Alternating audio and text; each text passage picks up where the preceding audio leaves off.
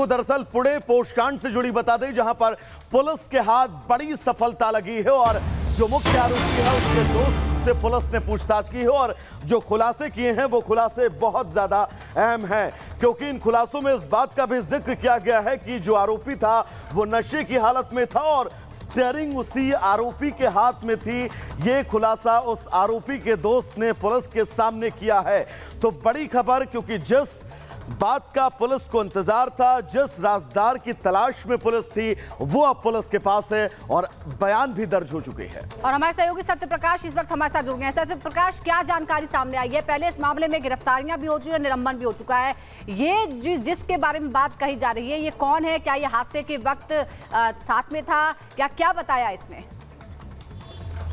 देखिए, इस मामले में कल क्राइम ब्रांच देर शाम को ही जो कार में आरोपी के साथ मौजूद था उससे साथ पूछताछ किया है और इस पूछताछ में कई राज खुले हैं।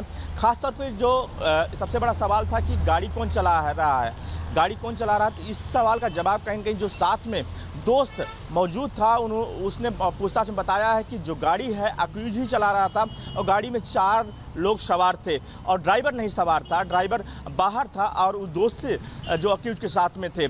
दूसरी बात यह है कि जो डॉक्टर अजय तावरे हैं, देर शाम को क्राइम ब्रांच की टीम ने उनके घर पर रेड किया, छापेमारी किया है और कुछ चीज़ें बरामद किया है। लगातार क्राइम ब्रांच इस मामले की जांच कर रही है। जो जानकारी मिल रही है कि क्राइम ब्रांच एक आदमी को और इस मामले में हिरासत में लेकर पूछताछ करने वाली है। जो अहम कड़ी बन रहा है, जो पैसे का लेन देन डॉक्टर और बिल्डर के बीच में हुआ है, उसमें उसका अहम रोल है। इस मामले को लेकर जल्द ही उस आदमी को अरेस्ट कर सकती है क्राइम ब्रांच।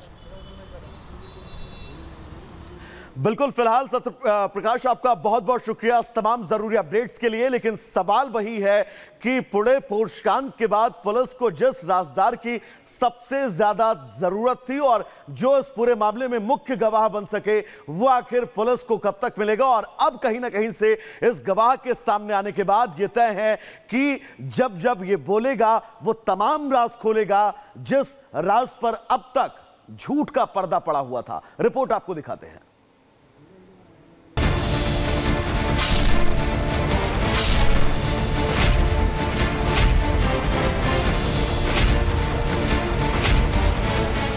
देश के 2 होनहार इंजीनियरों की जिंदगी को एक शराबी रईस जादे ने अपनी करोड़ों की कार से रौंद डाला।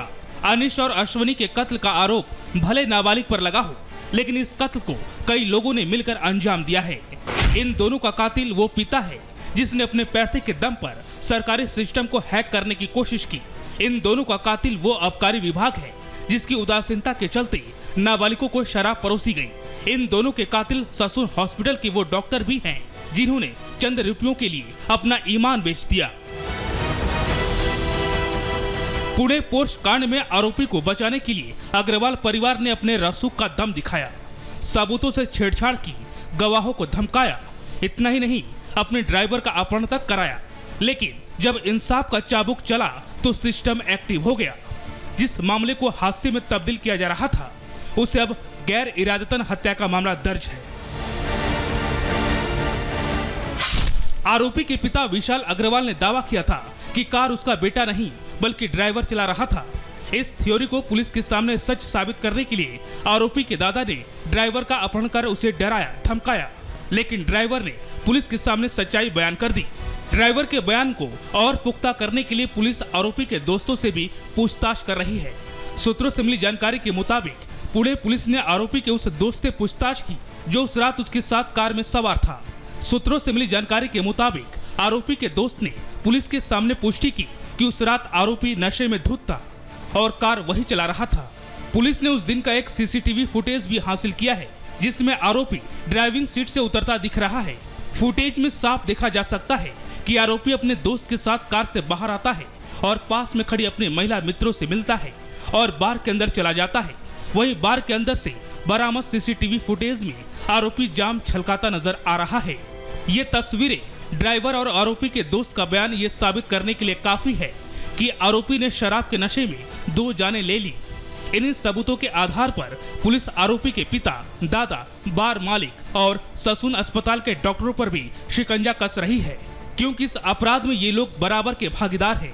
पुणे पुलिस एक्शन में है और पूरी कोशिश कर रही है कि जिन लोगों ने कानून का मजाक बनाने की कोशिश की है उसे सख्त से सख्त सजा दिलाई जाए।